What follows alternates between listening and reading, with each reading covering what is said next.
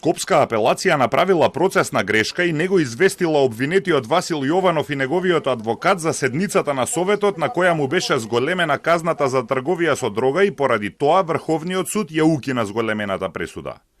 Младиот Јованов, кој во меѓувреме доби 12 години затвор за прегазувањето на студентката Фросина Кулакова на Партизанска во Скопје, претходно беше осуден на воспитна мерка во поправниот дом во Тетово поради продажба на дрога, но апелациониот суд во февруари му ја зголеми казната на 3 години и 10 месеци затвор.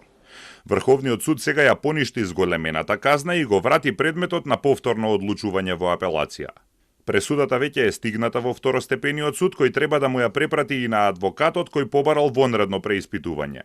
Во образложението Врховниот суд наведува дека судиите од апелација не го известиле адвокатот на Јованов дека ќе се одржи седница, иако тој побарал, а донеле одлука со што ги повредиле одредбите на кривичната постапка во жалбена постапка, како и правото на еднаквост на оружјата и правото на правично судење.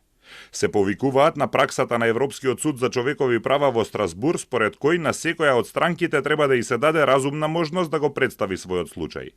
Според Европскиот суд за човекови права, кога апелациониот суд е повикан да испита дали казната на апликантот треба да се зголеми и кога жалбената постапка може да покрене прашања, вклучително и прашања како личноста и карактерот на апликантот, што ја прави таквата постапка од клучна важност за апликантот, бидејќи исходот може да биде од голема штета за него. Второстепениот суд не може правилно да го испита случајот, без директно да го сослуша жалителот и да стекне личен впечаток за него.